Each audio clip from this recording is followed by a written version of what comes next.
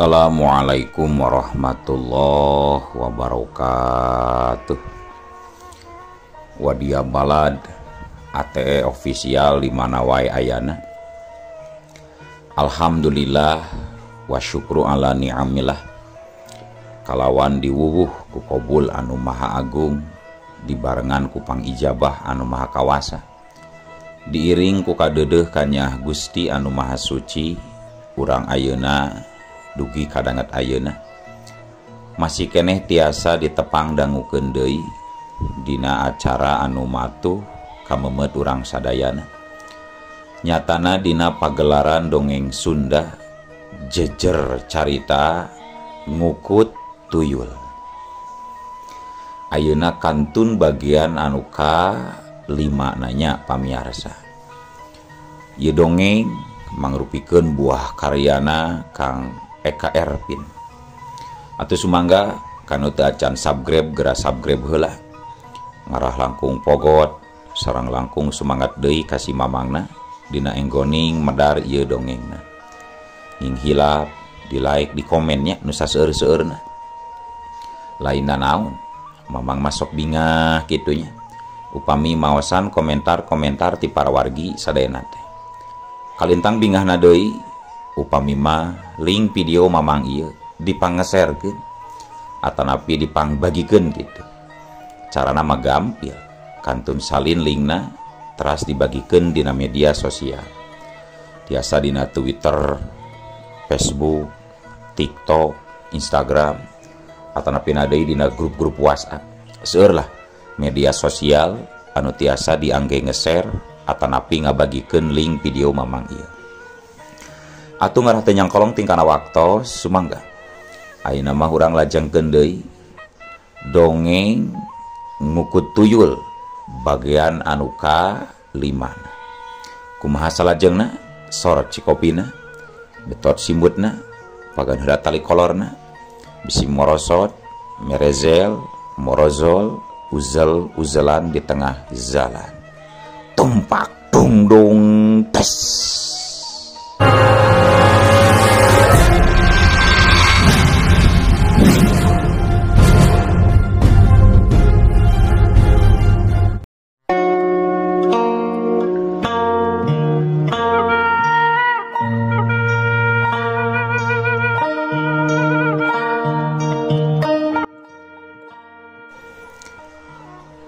Para wargi sadayana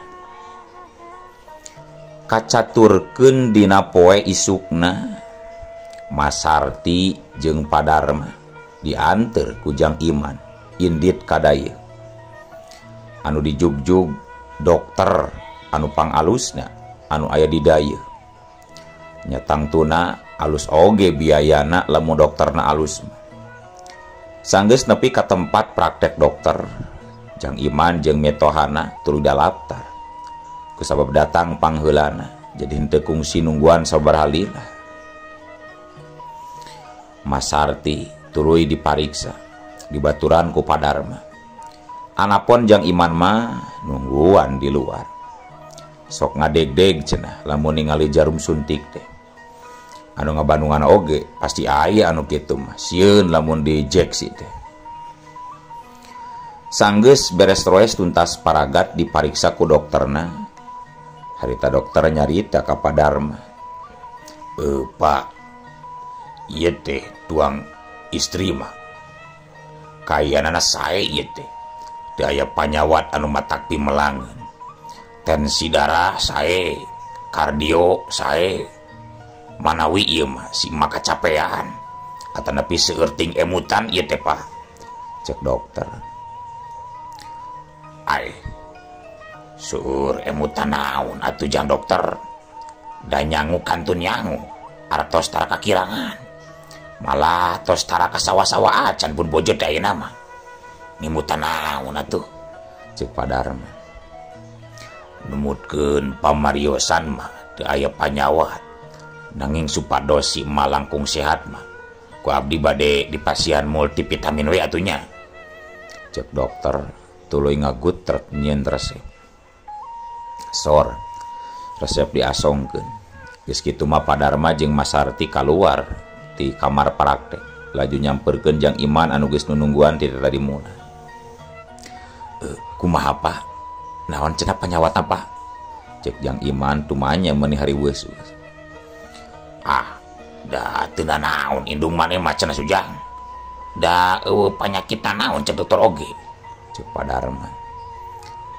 Di pasien resep teu Pak? Cek Jang Iman neuteup ka Pak Darma. Tah ieu resepna tah. Resep diasongkeun ka Jang Iman. Atuh teu diengkekeun deui. Jang Iman tuluy ngoloyor ka apotek pikeun nebus obat. Satu tas mayar obat. Jang Iman jeung metohana tuluy baralik deui ka imahna. Di sajeroning perjalanan, Jang Iman hatena galecok ngomong sorangan. Duh, kumaha wae atuh ieu teh. Lamun dikeureuh terus ku si Olil, metoha aing aya bahan moal katulungan. Tapi na ari kasakeun deui atunya ieu si Olil nyusun. Karunya teuing si Olil. Cek gerentos hate Jang Iman. Memang di saprak kahirupan Jang Iman rada ngulia. Watak Masarti jadi robah. Anu tadina cerewet kawas hayam anu keur ngandaug turun ti sayang. Ayeuna mah jadi bager tara loba nyarita. Jiga nama panuju kana ngaronjatna kahirupan anu jadi anakna. Sakapeung Jang Iman sok mikir, buat cenah bager teh dumeh aing geus kasebut aya. Coba lamun kayan manehna jiga kamari-kamari kene aya carita dipaksa pikeun megatkeun Duriat jadi anakna. Kitu cek pamikir Jang Iman sakapeung. Jang Iman, Pak Darma jeung Masarti geus nepi deui ka imah. Jang Iman mah tuluy amitan sabab pasina oge nyiina geus ngadagoan. Pak, atuh abdi mah bade teras wangsul we ka bumi. Awatos itu barudak bisi ngagangsing ka indungna dumeh tadi teu diajak Pak. Cek Jang Iman bebeja ka Pak Darma. Rek tuluy mulang wae ieu teh. Atuh ari kitu maju. Samemena bapa mah nganuhunkeun pisan we indung maneh geus dibawa ka dokter. Sugan kareupna dibere cager sabihara-bihari deui.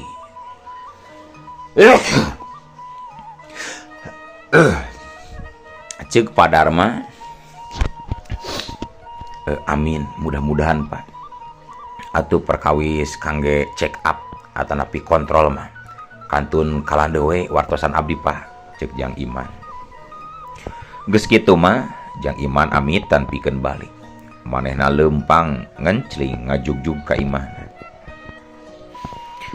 Di setengahing perjalanan katingali loba jelema pating rariung dina golodog imah Cep Wandi. Panasaran Jang Iman ngarandeg tuluy tumanya kanu aya di dinya. Kang, aya naon ieu teh Kang? Asa laruas kuring mah. Moal kitu aya kapapatian mah atawa aya kabangsadan? Cek Jang Iman tumanya ka salah saurang anu katelah roji anu keur aya di hareupeun imah Cep Wandi.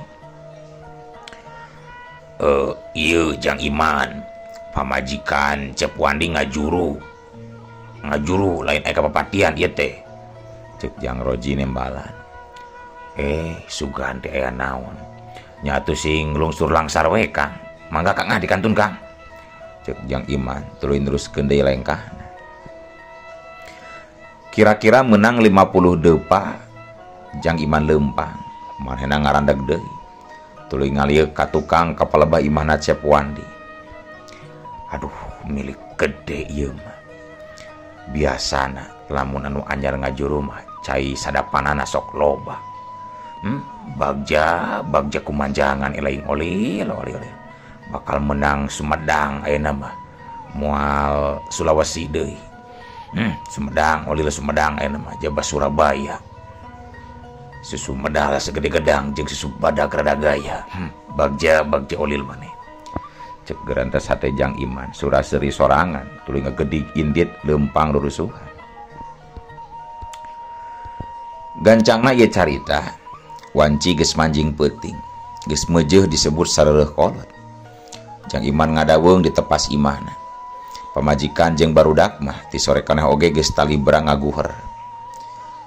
Kayan ieu dimangpaatkeun ku Jang Iman pikeun ngawangkong jeung si Olil. Lil, ayeuna hidup eureunnya nyusu di Masarti wayahna sabab eta mah geus Sulaiman geus lepet sok sanajan nyaman jeung ngeunah oge tapi da geus lepet bisi karacunan maneh teh sabab minuman we sadapan bari. Cek Jang Iman nyarita ka si Olil anu harita nembongan ka manehna. Kudu kasaha atuh ngaing nyusuna bapak kanu keur ngabandungan dongeng gitu kabi ina kawa titi kawa dede kawa watir deh atawa kasaha apa. Cek si Olil tumanya bari runyah renyo. Engke oge bakal nyaho sorangan lamun ayeuna hidup lunta kabeh wetan. Imahna palebah tanjakan anu aya kandang manuk di hareupeun imahna teh. Ngan ke ulah waka ayeuna sabab tangtuna oge sok loba anu ngemitan sore kene mah ari anu sok ari entos ngalahirkeun mah. Cek Jang Iman cumarita nuduhkeun panyadapan anyar pikeun si Olil. Red Jang Iman ningali kana jam wanci nuduhkeun tabuh 9:30. Jang Iman ngoloyong ka kamarna tuluy ngahudangkeun si Olil. Lil, udang Lil. Geus cunduk kana waktu ninggang kana mangsa. Pikeun maneh neangan Sumedang jeung Surabaya, ayo. Kurenjal. Si Olil hudang tuluy ceceplak. Irungna runyah renyoh jiga irung marmut. Geus simpel Lil. Nam, geralun tak karitu duh. Nam. Jak Jang Iman ngaharewas ka si Olil. Olil totoker. Celeng. Keluar ti kamar ngalewatan jendela.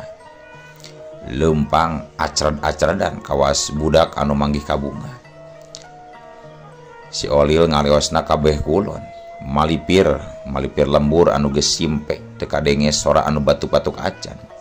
Kawantu tibada asar keneh nepi ka magrib hujan ngagebret jeung ngecrek eureun-eureun.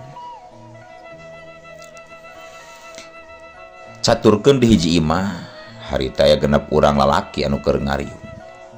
4 urang keur nyekel gaple. Duit nambru di hareupeun sewang-sewangan. Anapun anu duaan mah keur nyekek botol nginum paloba-loba. Olil harita nepi kariungan jalma anu keur marahin. Manehna teh sirikna ajrag-ajragan ningali duit anu sakitu numpukna di antara riungan jalma-jalma anu keur ngadu. Si Olil tuluy lempang nyamperkeun kana tumpukan duit. Srak. Harita langsung ngadudut 2 lambar anu pangbadagna. Red, si Olil ngareret ningali ka pesak nu tiluan. Katingali duitan bari jeung ukur 2 lembaran sewang. Jang Olil ngojengkang tuluy ngodok pesak. Nu dicokot ukur salembar. Red kanu keur nyekek botol. Kambe bau duit. Terleng si Olil nyamperkeun tuluy ngadudut duit tina pesak calanana anu keur nyekek botol. Atuh si Olil surang ngaserenge, duit tuluy diasupkeun kana cawatna. Celeng. Manehna luncat kaluar, tuluy ngagedig indit muru ka imah anu sejena. Harita si Olil geus ngulincar deui ka hiji imah. Geus jadi kacapangan yen eta imah teh kawentar tempat cicingna nu teu bogaeun salaki. Ku si Olil katingali aya nu keur uplek ngawangkong duaan. Malah nu lalakina mah keur gogolean dina lahunan awena. Nyi, rek nepi ka iraha atuh urang kieu teh. Akang mah geus teu sabar hayang gerami hukum nyai. Ngarah bebas tun celena. Nya nungtun bari nyeng celek atawa suceng nyusuan bari ngabonceng rek iraha nyi. Cek eta lalaki. Ih, nya sabar we atuh Kang. Da kumaha atuh geuning salaki nyaina oge, mbungeun wae dititah nyerenkeun nyai teh. Cek eta awewe bari ngusapan buuk si lalaki. Geuning 2 urang awewe jeung lalaki teh taya lian Nyi Acah, hiji awewe anu kawentar tukang ngalayanan lalaki sejen. Sedengkeun manehna oge boga keneh salaki. Dumeh salakina teh jarang balik. bubuarana didayeuh anu teu tangtu waktu balikna. Atuh eta lalaki teh nu katelahna Jamhuri, nonoman anu kaedanan ku Nyi Acah. Ceuk beja mah Nyi Acah teh goyang jeung jemodna alus nepi ka loba anu kaedanan ku manehna. Olil nempok kitu jadi cungar cengir anu ngabandungan kana carita Nyi Acah jeung Jamhuri.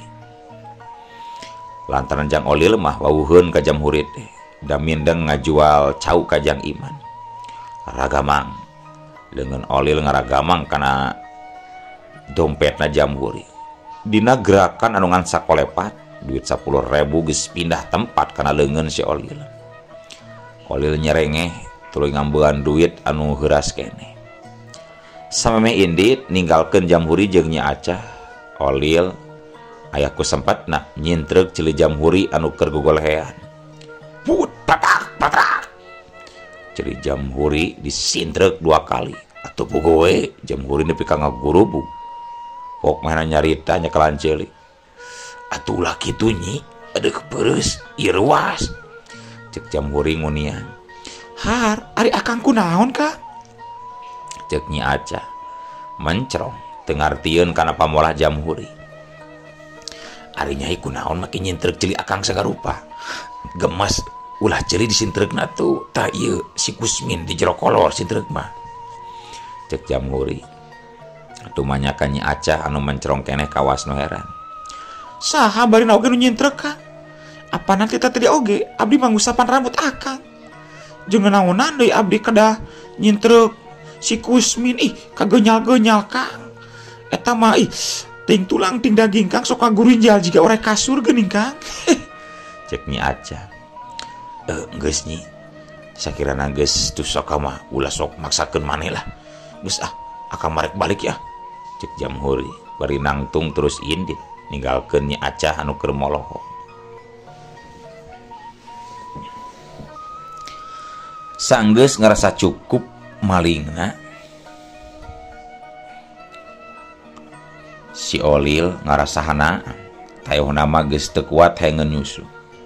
Luyu jeung anu dibadamikeun antara si Olil jeung Jang Iman. Cenah di palebah jalan balik palebah tanjakan teh aya nu anyar ngajuru. Tur manehna dititah sangkan milu nyusu heula kanu anyar ngajuru teh. Aduh, ya urang sisindiran. Nimbang pare jeung gabah. Anak munding eta eneng tinimbang urang ngagibah mending oge urang ngadongeng. Hayo. Para wargi sadayana ieu dongeng teh dialpukahan ku Sopi nya. Sumangga anu bade balanja, bade acukna, bade sarungna. Kantun klik nya aya di juru padio nya dina video juru belah kenca di nyatanya. Mangga diklik. Mangga gera diklik ngara si Olil kanan gegancangan nyusu. Mangga dilajengkeun deui. Gancangna carita si Olil harita geus nepi ka imah anu rek disusuan ku manehna. Belengeh si Olil nyarenge. Kabeneran anu kemit geus karerek meuni nyagrek. Teu nunggu lila si Olil ngalacat unggah kana beuteung anu anyar ngajuru tuluy ngecrok ngadon nyadap. Aya kana 5 menit nama si Olil ngagantel. Eureun-eureun soteh dumeh we orok ceurik. Indungna ngulisi. Atuh si Olil gancang ngajleng tuluy lumpat ti paparetot maju balik. Harita di jalan maju ka Bali, abong atuh ngaranna oge tuyul. Sifat jeung kalakuanana teu beda jeung budak umur 4 tahun 5 tahunan. Jang Olil ngaliwatan balong anu badag tur loba laukan. Katingali laukna ting kocepat katojo ku cahaya bulan anu keur samar-samar. Si Olil nyerenge, gog manehna cingogo. Tuluy cecewak kana cai balong meni anteng naker. Barang Jang Olil cecewak katingali aya nu kaluar tina pacilingan. Sing horeng nu kaluar teh awewe anu geus boga umur. tayo nama geus setor tunai di ATM anjejle terus modal ATM teh pamirsa. Duh.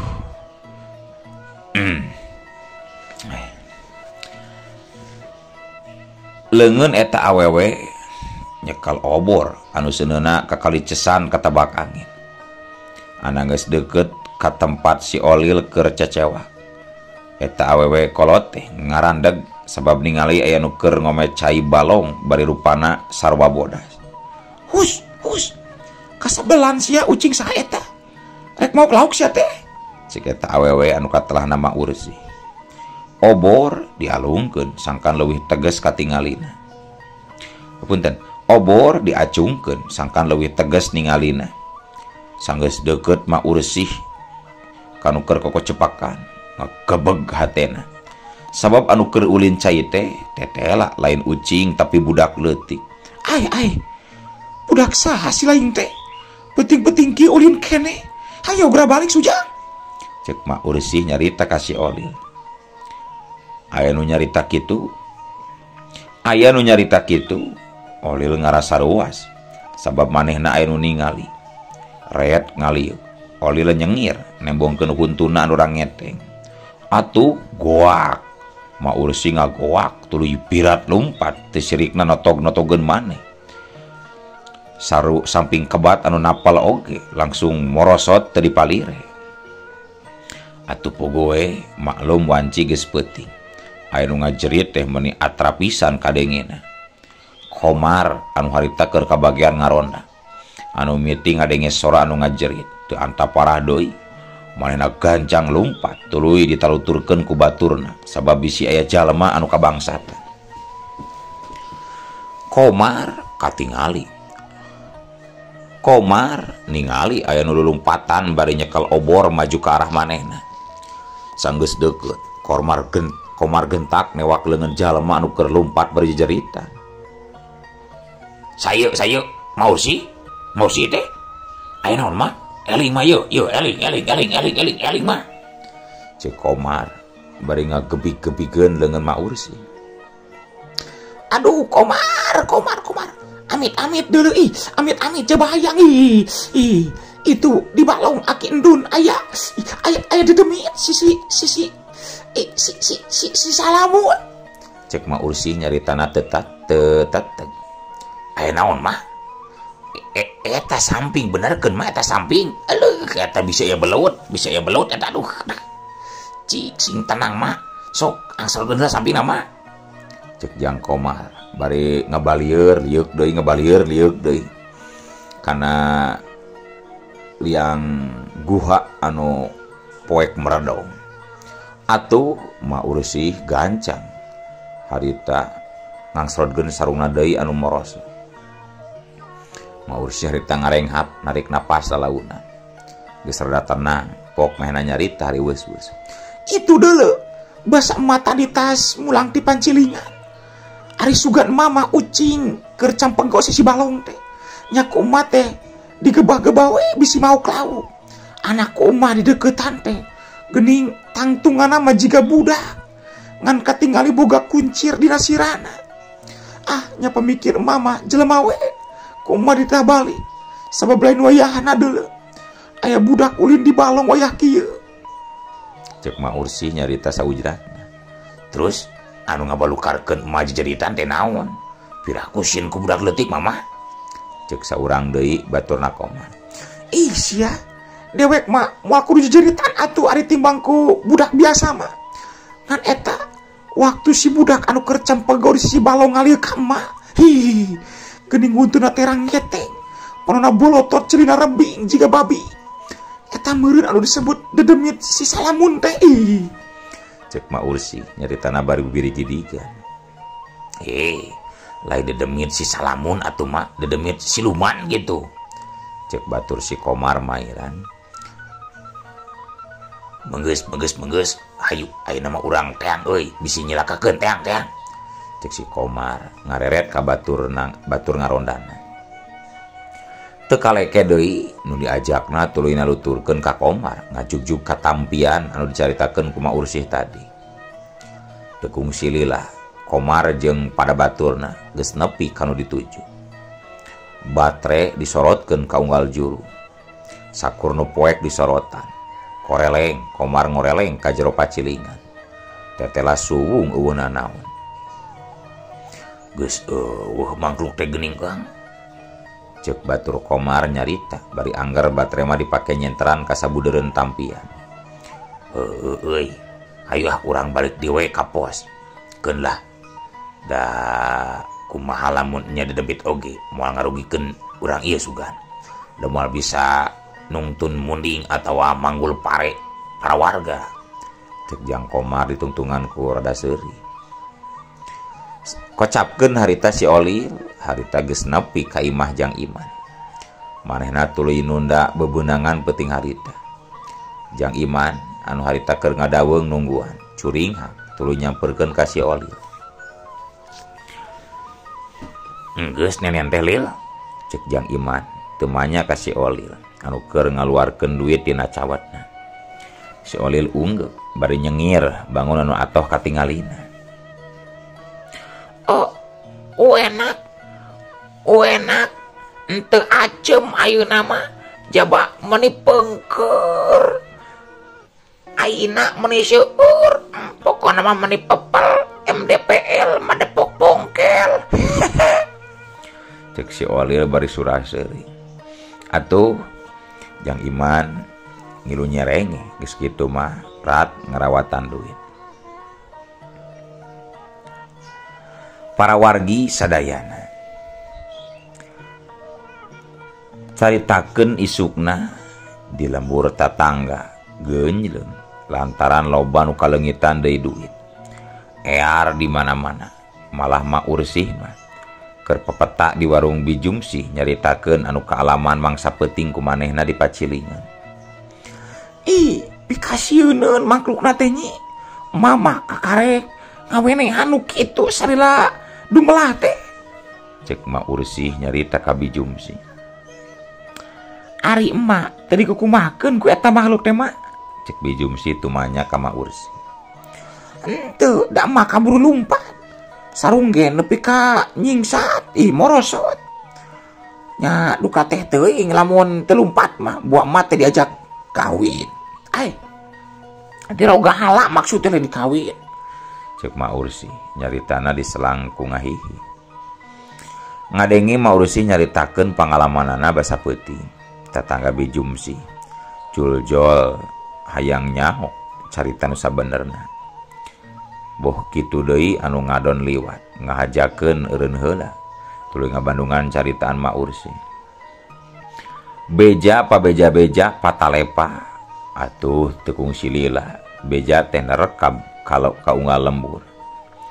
Cenah loba kajadian anu sok kalengitan duit jeung aya nu ngawenehan ningali makhluk anu di dieu anu kadeunakeun disebut tuyul ku urang lembur. Beja ngeunaan aya tuyul anu liar di lembur teh antuk nama tepi oge kana celina Jang Iman anu nepikeun teh jalma anu ngajual cau ka manehna. Kang, kedah parimpen ayeuna mah upami nyimpen artos Kang. Cek nu ngajual cau nyarita ka Jang Iman. Nah, kunaon kitu Mang? Cek Jang Iman tumanya. Piraku akang teu acan ngadangu. Basa peuting tadi teh cenah aya nu ngawenehkeun ningali tuyul di kulahna Aki Endun. Cek eta jalma nembalan. Jang Iman ngagebeg barang ngadenge aya nu ngawenehkeun tuyul. Tina jero hatena manehna ngagerentes. Beuh, tiwas. Moal kitu si Olil katohian mah. Atawa aya nu ngingut tuyul sareng titi aing kitu. Jang Iman sajongjongan mangahulang meni antep. Kang, diajak ngawangkong teh malah ngahulang jika nu bingung. Akang oge sami kalengitan atau kumaha Kang? Cek eta jalma tumanya ka Jang Iman. Duh katanya can ditinggalian. Pamugi we ulah aya nu coceng lah Kang. Cek Jang Iman nembalan bangun anu ruas. Atuh rengse mayar cauna. Atuh rengse dibayar cauna. Eta jalma tuluy balik bari mawa duit hasil tina ngajual cau. Sanggeus jauh anu ngajual cau, Jang Iman gura-giru asup ka kamarna. Kayaan suwung lantaran Nyi Ina jeung barudak keur ulin ka Aki jeung Ninina. Jang Iman nyebut-nyebut ngaran Olil ampir-ampiran teu kadenge. Teu ngamenit Jang Olil geus ngurunyung bari gigisi. Sanggeus kitu mah Jang Iman nalek Olil daria tapi dina batas kawajaran sabab inggih si Olil pundung. Sanggeus nalek anu teu sabaraha lila. Jang Iman nyokot ugeran yen Olil kudu dipangnyeunkeun kulah lauk paranti mahena ulin. Oge manehna mutuskeun pikeun ngareureukkeun heula si Olil diskor saminggu ka hareup. Perkara lamun hayang nyusu mah cenah datangan deui we anu kamari disusuan ku manehna ngan ulah wakamalingan duit pikeun sawatara waktu. Tapi dina kayaan kitu na atuh ari ujug-ujug ulu waktosna kabujeng wadia balat ATE ofisial keun atunya. Ieu dongeng teh urang cekapkeun we dugi ka dieu. Insyaallah enjing pageto baris dilajengkeun deui. Atuh ku kitu ku kieuna mamang saja amit mungkur amit mundur ti payuneun para wargi sadayana. Hayu ah. Salam.